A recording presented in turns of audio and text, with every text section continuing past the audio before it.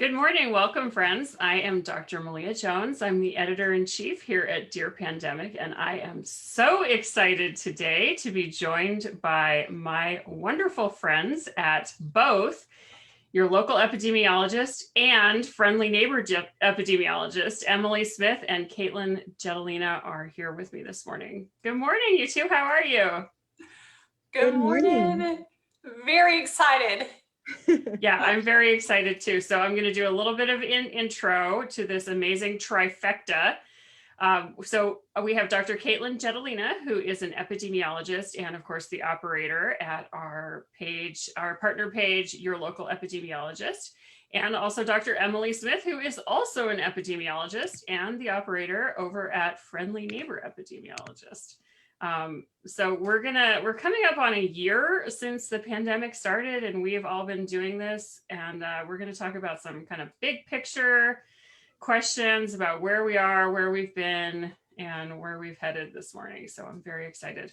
I want to give a huge shout out to Bridges for the Deaf and Hard of Hearing for providing live closed captioning CART services and ASL interpretation for this Facebook Live. And I'm super excited to say that we're going to have these services for another month at least. And so if you're using it, we would really appreciate hearing about it in the comments. We're keeping track of how many people tell us that it's useful to them, and that helps us keep it going. So thanks so much to Bridges for providing those services. Also, I want to let you know Dear Pandemic has a newsletter. You can sign up to receive a quick digest of our most popular posts twice a week, and it's right at the top of our website, which is dearpandemic.org. And actually, both of you have a newsletter too. Do you want to give a shout out to your newsletters? Sure. It's the same exact thing I post on Facebook, but it's Substack, Your Local Epidemiologist at Substack. Basically the same thing. Instead of a Facebook notification, you get an email into your inbox. Nice. Yeah, me too. Saying you can just subscribe to it and get it in your email. Awesome. Well, I think we should just dive in and get started here. We're not going to take questions live out of the comments as usual. We have picked out a few questions, and it's going to be a little bit of a different format this week because it's such a, we have all of the rock stars here. So first I want to start off with a round robin. Yeah. 1 second. I'm going to try and figure out how to share it to my page if we can. Oh yeah, we can do that. I'm not very good at any of this. We're scientists, not Facebook professionals. So yeah, I can put the link to share it to your page in our chat if that's helpful. Or did you already figure it out? No, that'd be perfect. Okay, there it is. So Thank you can you. both drop it on your pages. Cool. All right. So people are super excited. I can already see that we have like 3 times as many viewers as we normally do. So That's awesome. that's awesome. Okay, so as soon as you get it on your pages, I want to start out. I've got the sort of a round robin question about why we all got started doing this. It's a little bit of a new, curious. Yeah, it's a little bit of a new idea to have you know, scientists who normally publish in academic journals publishing on Facebook. So I'd love to hear why both of you. What struck you? What was the moment when you said, like, I should put this on Facebook? Emily, you want to go first? Sure. We're coming up on a year because we launched at the same time, right? Dear Pandemic and Caitlin. Yeah, the same day. And Caitlin, I think you were like 2 days later. So all in the same week. That's we all right. need cake or, I mean, it feels, I don't want to celebrate because it's been a year, but you know, we'll celebrate the science. I think mine, I knew that as an epidemiologist, this is my lane to talk about epidemics and population. I'm also an equity researcher in global health. So I knew this thing was going to hit the marginalized, however you define that, the worst. And I'm also a Christian. And so I felt like this was my jam of we are going to love our neighbor. We're going to help the marginalized, and I'm going to help. And if you know me in real life, I'm just a talkative person. And I meet you in 5 minutes, and then come on in, and I'm making you cookies. And so I tend to help, maybe a little too much. But I think when I decided is when I was walking my dog, and I got stopped by a neighbor and asking, should we freak out about this? And then we just talked about it of what flattening the curve means and all of that way back in the day. So I just started it. How about I be a friendly neighbor and try to explain this in my lane of expertise? And then it was birthed. And really, it was like my mom and friends that I could rope to like it at the beginning. But that's where I started.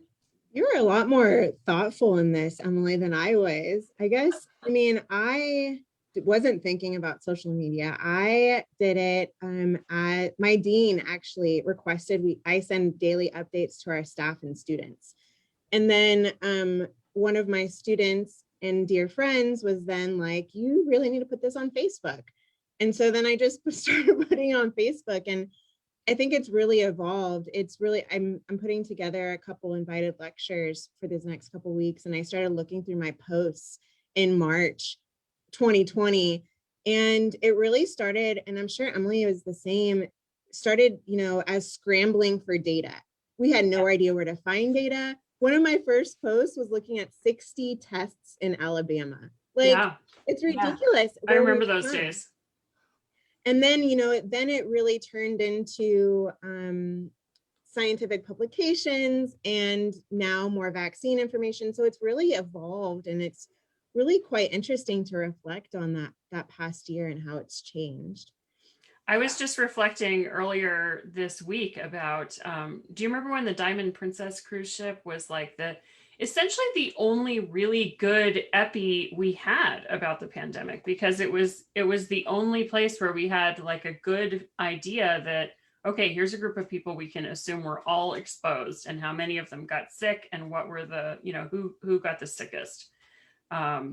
That was when we learned that there was asymptomatic transmission, and that it spread through the air.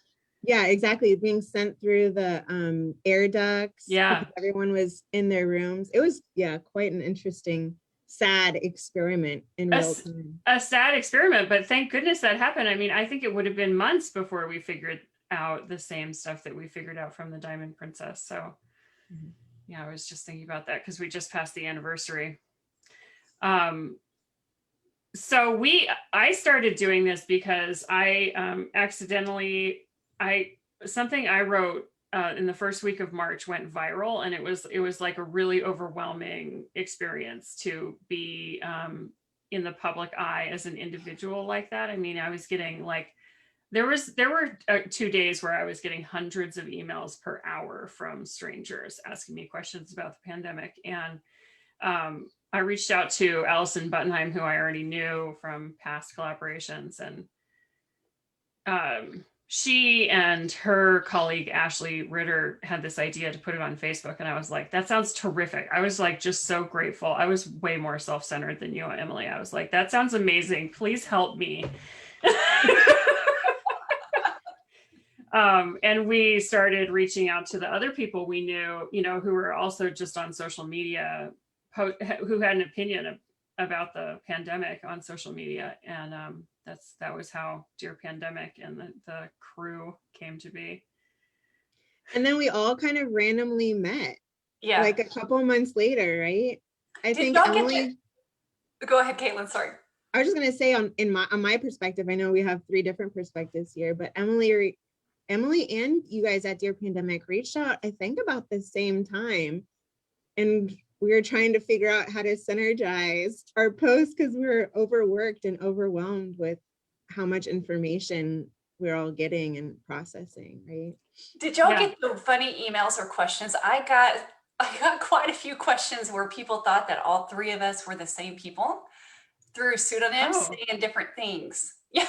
Oh. I was like, no, they're actually real, and I'm real too. It's not a fake picture. And so that was kind of funny. I got some of those conspiracy questions as messages, but we have nothing to, I did not get, at least not that I remember. I did not get accused of being the same person as either of you.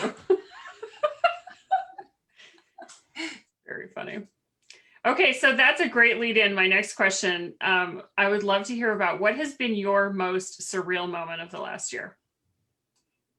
Positive or negative? Either one. I love these moments where like our reality, everyone's reality has been turned totally upside down.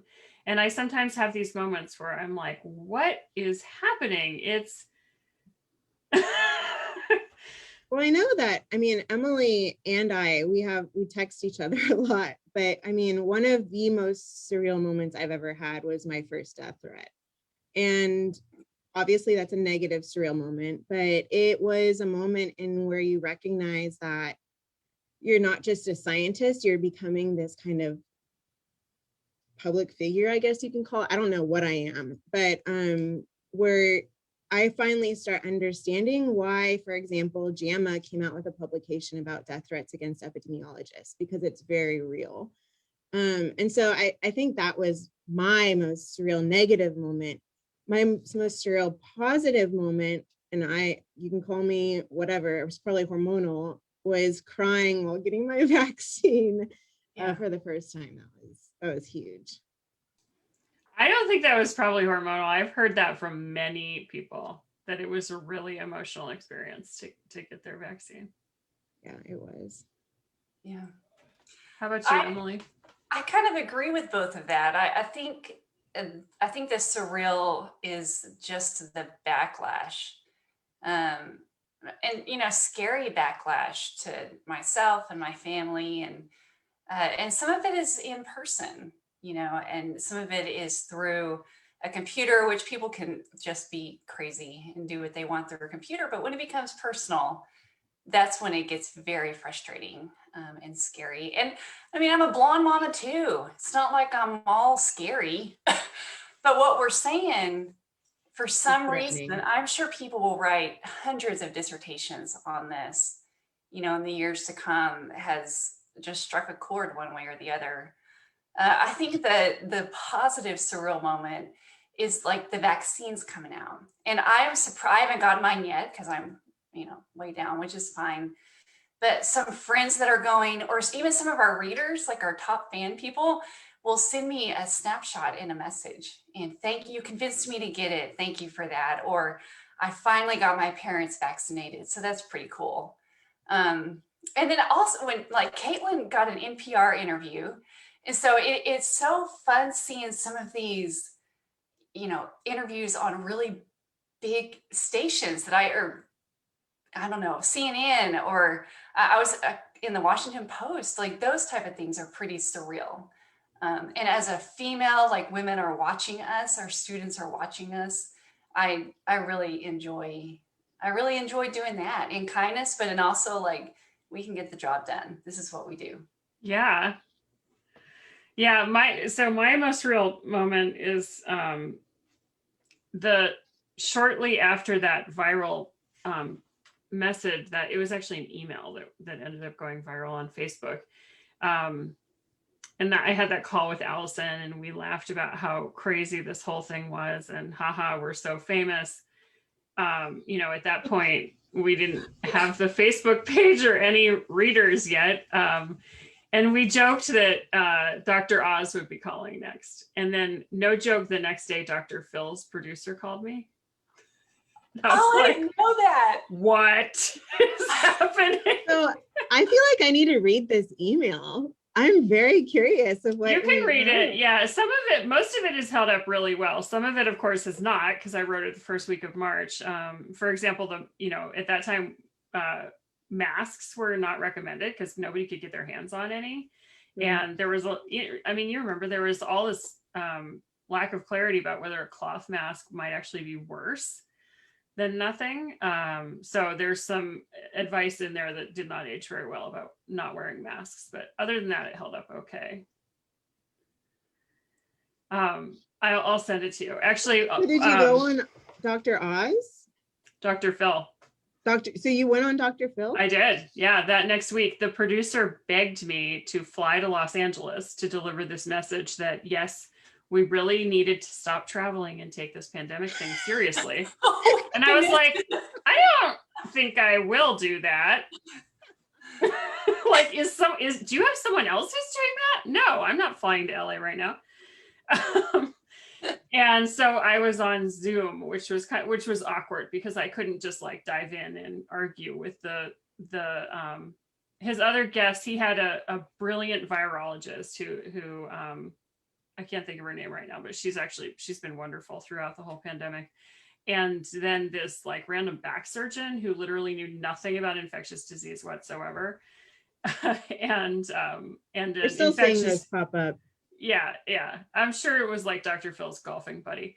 And then this emergency doc from Canada who had also written a very viral message about the pandemic, and his message was much more like, the biggest threat to human health right now is how mean we're all being to one another. And he did fly to Los Angeles to deliver that message. So Well, um, wow. it was a weird experience. It was weird. Dr. Phil needs to have you back. Oprah, if you're Yeah. watching, we will come on. We are nerdy girls. Fixer Upper and then Waco. We need more good scientists on the news talking about this in those type of spaces. So well done, Malia. Yeah, I debated going on or not. I was like, oh my God. But I decided somebody really needed to be there to say, yes, it's serious. We really do need to cancel our spring break plans. So, okay, so I've got a reader question, and I'm going to direct this one at Dr. Jetelina, if you please. Casey from Chicago asked this great question. It's very timely with the J&J hearing yesterday at the FDA. Assuming that the Johnson & Johnson or Janssen vaccine is approved, to be clear, those are the same thing, just in case you're confused about J&J, Johnson & Johnson, and Janssen, all the same vaccine.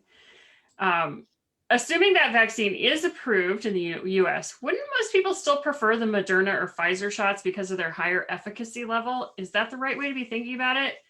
And will people have a choice? Yeah, it's a good question. So just a small clarification, it's not approved, it's authorized, which is a little different lingo, but important distinction. But your first question, should you be disappointed about the efficacy? No, 100% not. 66%, and it's actually 72% in the United States, is fantastic. You know, I think we forget that because Moderna and Pfizer kind of blew it out of the water first, we forget that our goal was 50%. And so this is amazing. And not only that, we have to keep in mind, I mean, look at the numbers for hospitalization and deaths, right? And so this is incredibly effective on hospitalization and deaths compared to the Moderna and Pfizer. They're basically the same level. And so that's kind of what I am telling everyone. Get the first vaccine that you're able to get. Vaccine in your arm is the most important thing. And what was the second question? The second question was, will people have a choice? Oh, probably not. Yeah. At least right now, I think it's a matter of getting the highest of risk vaccines in their arms. Now, maybe in summer, we may have an option, and especially among those groups that have specific reasons, for example, a PEG allergy, they can't take the Moderna or Pfizer. The Johnson & Johnson one seems to be okay with that allergy. So for specific reasons, maybe you'll have a choice, but if you're the random Joe on the side of a corner, then just take the one that's offered at CVS. Yeah, I'm the random Joe, and I am definitely going to take the first one that's offered me. I've been trying to frame this for people to think about it. It's not, we don't have a choice right now. So the vaccine that gives you, 80% efficacy it's 80% better than the placebo, than nothing. That's awesome. I would take 80% better than what I have right now, which is nothing, any day of the week. And we're not going to get out of this unless we just get a shot. Yeah. And I think we'll talk about that towards the end, but to not be picky. And I do global health work. And so, in those countries and a lot of countries, they just don't have shots at all yet. So there's an equity issue to just getting a shot that you can. Of course, like Caitlin said, unless your doctor says not to. But when you can get something, get it, because this will affect the rest of the world. Well, Yeah, and the it's other really thing, important. Sorry, Emily. I was just no, going it's to okay. add to what Emily was saying is that, we have to keep in mind too, this equity distribution and the Johnson and Johnson vaccine's massive news, because it doesn't need to have these special storage No. units like Pfizer and Moderna have. And it's only one shot for now. So those have huge implications for getting it to our rural communities, for getting it to Yeah. communities that don't have huge medical centers at them. So, and even in global, I mean, we have a lot of international followers in, Russia and South Africa and South America. And so it's important to get that message out that a Johnson and Johnson vaccine with lower efficacy is a fantastic option. Yeah. Well, and lower than what? It's actually higher efficacy, higher efficacy. Thank you. Than nothing. So I wanted to also bring up, we have been getting a lot of questions. We've been doing a lot of work in this, what exactly is in the vaccine space and what do they do, how do they operate? And actually some people we're hearing prefer the J&J vaccine or maybe the Novavax vaccine, which are older tech. That's a vaccine development tech that has been around. It's how the flu vaccine is made. It's been around for many more years than the mRNA vaccines. So actually, I think there are some people who might prefer, those vaccines for those reasons. But the truth is still, we likely won't get a choice, at least not in the foreseeable future. So take the one that is offered to you. And as my 6-year-old says, you get what you get and you don't get upset. Hey, look at that. We need a bumper sticker. Yeah, I love awesome. that. And then sing Hamilton. I'm still trying to get on Hamilton's radar. Get your shot. And yeah. Sing the song. That's when I get mine. I'm singing the song. Okay, so next question. Maybe Dr. Smith can tackle this one. April from South Carolina asked this question, and I actually think this question is on basically everyone's mind. We get a lot of similar questions. Yeah. What exactly will it take for us to no longer be considered in a pandemic anymore? Oh, good question. Hard question. Good luck, Emily. I know the technical answer to that if you want me to dive in on the technical answer. Technically, this is up to WHO, right? WHO decides when we have a pandemic, what it means is that a disease is spreading rampantly all around the world. And they also make a decision about when we don't have a pandemic. And it's like a, some kind of cooperative decision that happens within WHO. But what do you think in terms of when will this be over? What will it take? Yep. So maybe I'll answer two different ways, because the WHO does run the definition portion of it, which I have colleagues at the WHO. I work with a lot of them. So I love the World Health Organization. Bless them. I did my MPH internship there. You did? Yeah, I did. That's awesome. I got to see a little bit on the inside and tour the control room where they monitor for infectious disease. That was actually the best part of my whole internship, was getting to tour the control room. It was awesome. I bet it's like a movie. It's called the shock. What is it? It's like the shock room. It's called something really cool. It is called something really cool. Somebody will probably put it in the comments. I can't remember right now, but go ahead, Emily. Sorry. Oh, that's awesome. So I trust them, Dr. Tedros, and I mean, just the team. I just trust them. So I'm going to do that as a disclaimer that I just love what they do. So because I do so much global, and global is local and local is global, what we do in the US affects the rest of the world. If our pandemic ends in the US, we get things under control and our positivity rates are lower than let's say 5% all across the board, which seems like a dream at this, but it's doable. There is still a risk that the US can take, we travel to different countries that do not have the health infrastructure or the vaccine distribution. There's going to be a lag in a lot of those countries. And then we kind of start all over again. So for me, I want to call the pandemic over when the WHO says it is for everybody in the world. Now, I'm also here in the US. I am ready to see my parents and the grandparents, all of that stuff. So I think for me, it will be over when we can get positivity rates lower than 5%. I would love to see 3%.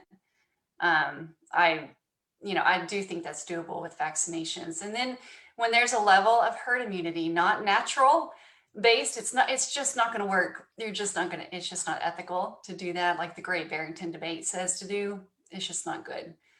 When we get to achieve herd immunity through vaccinations, then everything will calm down. So for me, on a local level, that's when it will be over. Not by April. I was just going to say, so follow-up question, is this going to be over by April? I'm going to say no, and I'm going to punt that to Caitlin because you did a fantastic post of like highlights on that paper. So I didn't know how else to post that. I was like awesome. Going into full professor mode, and I was like, I'll just treat this as a student. But no, I don't. It's not going to be April. Will it be this summer? I'm hopeful it will be. But honestly, it matters a lot about what happens with these variants, right? The variants and transmissibility and are not, however you want to say it, is really going to impact what our threshold is for herd immunity. And then, I mean, it's such a complicated question to answer that I know. I don't want to try it. I have an 8-ball to help me with such conundrums. That's right. What is the 8-ball? Let us know. Okay, I'm going to ask it if this will be over by April. Oh, it says outlook not so good. Sorry. Oh, but well, I agree with that. That's I pretty. do too. Actually, that magic 8-ball, it's pretty helpful. It knows its stuff. We also have to remember that states like my state of Texas are thinking about opening back up and reducing the mask mandate. Bad idea. Yeah, so I was just going to bring this up. The idea of herd immunity is really what the herd immunity threshold is really sensitive to how much we're transmitting the disease. And so things like wearing masks and reducing our social interactions actually affect what you might call the temporary herd immunity threshold. So part of this tremendous drop in cases that we're seeing right now might actually be something that's like temporary herd immunity. Like we've reached a threshold, a tipping point where the things we are currently doing, like wearing masks and avoiding, working from home and so on, are reducing transmission to the point where there's, cases are dropping, right? That's a temporary kind of a stasis. But if we were to just decide, oh, it's over, now we can all whip off our masks and go back to doing everything in person and like start attending, I don't know, indoor hockey games, then the herd immunity threshold would go back up and we would see cases go back up again, right? So it's very sensitive to what we're doing as interventions. Yep. So yeah, I don't think it's going to be by April. For those of our viewers who don't have any clue what we're talking about, there was this Wall Street Journal opinion that claimed that this will all be over by April recently, and it just won't be. Okay, we're almost out of time. So I want to ask this last question. What do you each see as the greatest challenge of the present moment?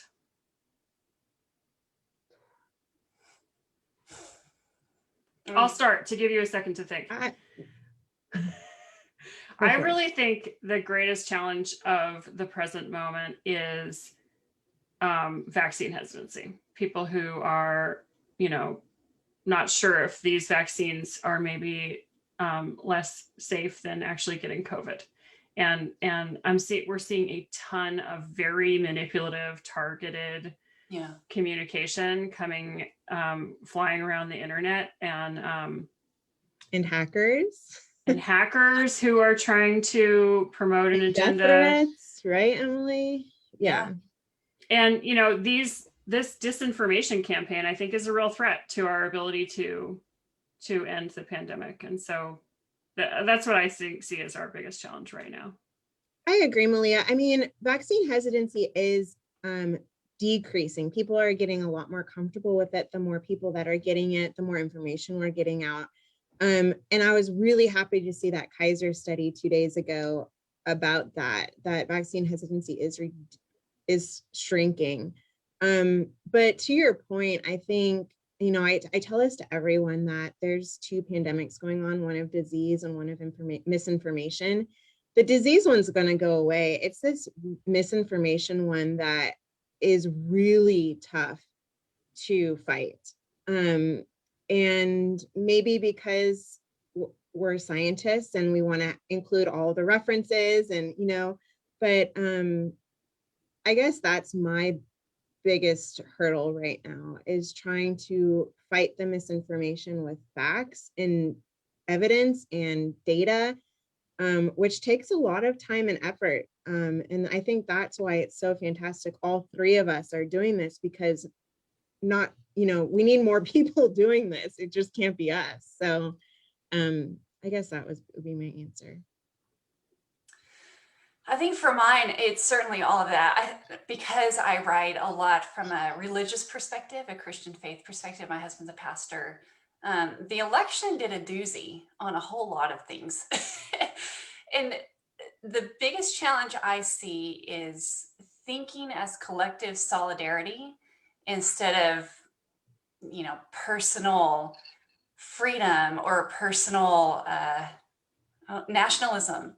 If you say that, and everything that means. And so that's the biggest challenge for me, is how do you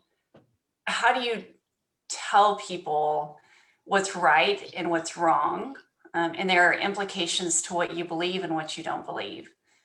So it's getting people to think, from the beginning, think neighborly, think love your neighbor, and how does that actually look on the ground. And to get people to act accordingly. That, like, I think there might be a misconception that we have something to gain, that we have private pockets or something, that we're getting paid when none of us get paid. Or you mean the three of us have something to gain, like our? Yeah. Oh. Right. Like I there's wish. That would be amazing. If Well, anyone wants to pay me, though, feel free. We'll do, yeah. But we have nothing to win. Yeah. Other than people's lives being saved and the marginalized being protected. And so I think to get that across to audiences that are very much in a certain camp of nationalism is the biggest challenge for me personally. Yeah. And then I think on just making sure I don't have typos. The other day I was talking about Mark of the Beast. And because there's this misconception that vaccines and masks are Mark of the Beast in weird Christian circles. It makes no sense, but that's out there in some viral memes.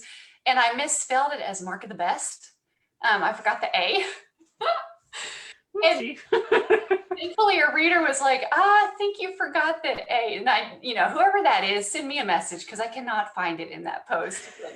He was really comical. So I think things just move so fast. Yeah. And we want to write well and do the references well, but it just takes a lot of work. And then it does take a lot of work. Yeah, it's a little internal joke at Dear Pandemic that I'm on a mandatory peer review schedule, because every post I write has some mistake in it. It's like, oh, I have a billion mistakes in mine. Such an eye roll, but it's because you're working, like, normally we work slowly. That's how science works. But well, and we also we work very quickly.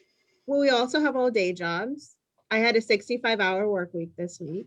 I mean, so this is all what we do on top of our day jobs and then on top of our families. And so, yeah, 100%. There will be typos. Yes. Sorry, not sorry. Thank you. Sorry, not sorry.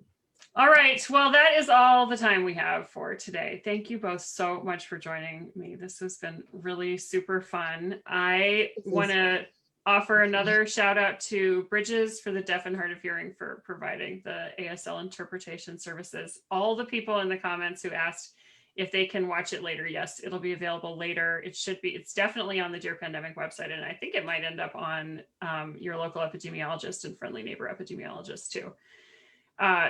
And that's it. So next week I'll be back at 9:30 Central Time. And that next week is the 1-year anniversary of Dear Pandemic. So we've got a little special program planned for next week too. Yay. So I will see you all then. Thanks Awesome. so All right, much. thanks so For much. having us. Bye-bye. Yeah, so fun. Bye.